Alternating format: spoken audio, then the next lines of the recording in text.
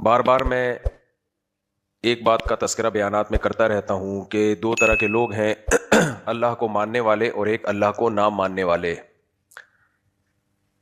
پہلے جب ہم بیان کیا کرتے تھے، جب میڈیا اتنا زیادہ تیز نہیں تھا، اتنا وائرل چیزیں نہیں ہوا کرتی تھیں، تو لوگوں کی سوچ سامنے نہیں آتی تھی کہ لوگ کس سمت کو جا رہے ہیں.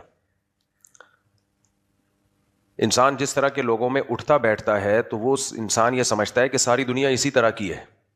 ایک گاؤں میں رہنے والا آدمی وہ سمجھے گا کہ دنیا میں ہر شخص کی ضرورت گائے بھینسیں ہیں.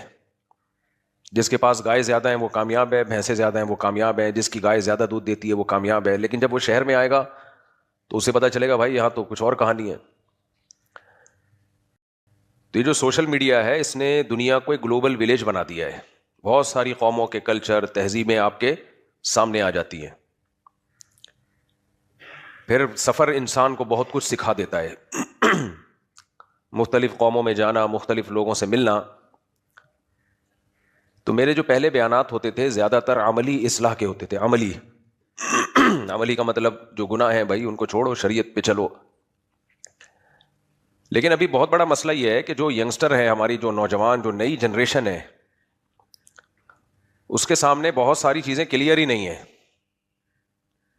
ابھی اس سے ایک اسٹیپ ہمیں نیچے آنا پڑے گا.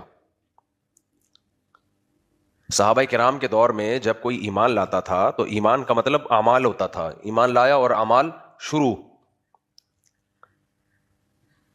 کیونکہ ایمان کا مطلب یہ ہے کہ نبی صلی اللہ علیہ وسلم جو کچھ کہہ رہے ہیں برحق ہے. کوئی کنفیوژن نہیں تھی. نئے نئے قسم کے اسکالرز نہیں تھے جنہوں نے کنفیوژن ڈالی ہوئی تھی. ان کے لیے ایک بہت بڑی آزمائش تھی ایمان لانا. یہ بہت بڑی آزمائش تھی کیونکہ اس وقت ایمان لانا ایسے تھا جیسے ہاتھ میں آگ کا انگارہ پکڑ لینا. پوری قوم کو چھوڑنا پڑتا، پورے خاندان بائیکاٹ کرتا. حضرت بلال کو گرم ریت پہ لٹایا جاتا، خباب بن ارت کو کوئلوں پہ لٹایا جاتا، حضرت زنیرہ کو برچھا مارا گیا، شہید کی گئی. بہت سارے واقعات ہیں. تو اس وقت تو ایمان لانا ہی بہت بڑی آزمائش تھی. لیکن ایک دوسری آزمائش سے اللہ نے ان کو بچایا ہوا تھا، جس آزمائش میں آج ہم لوگ مبتلا ہیں. ان کی آزمائش کیا تھی کہ ایمان لائے آر یا پار، ادھر یا ادھر. یہ بہت بڑی آزمائش تھی. یہ آزمائش سے اللہ نے ہمیں بچا لیا ہے. آج اسلام کوئی غیر مسلم لاتا بھی ہے تو اتنی مشکلات نہیں ہوتی، اور ہم تو ویسے ہی مسلمان گھروں میں پیدا ہوئے ہیں. اللہ کا ہم پر احسان ہے کہ ہمیں اس آزمائش سے اللہ نے بچا لیا. تبھی میں بار بار کہتا ہوں نا، اپنے والدین کا سب سے بڑا احسان کیا ہے کہ ان کی وجہ سے آپ کو اسلام ملا ہے. یہ کم بات نہیں ہے، ہلکی چیز نہیں ہے.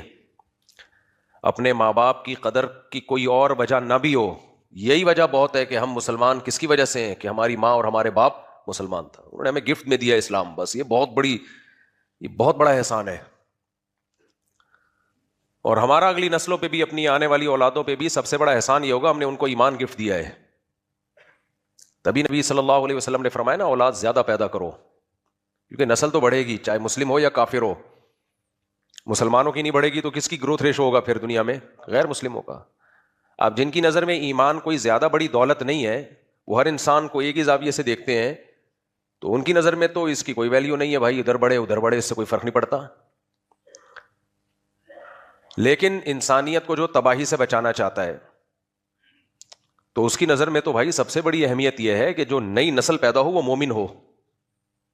دیکھو ہم ہر چیز کو غیر مسلموں کے کانسیپٹ سے دیکھتے ہیں کہ میڈیا انہی کا ہے نا.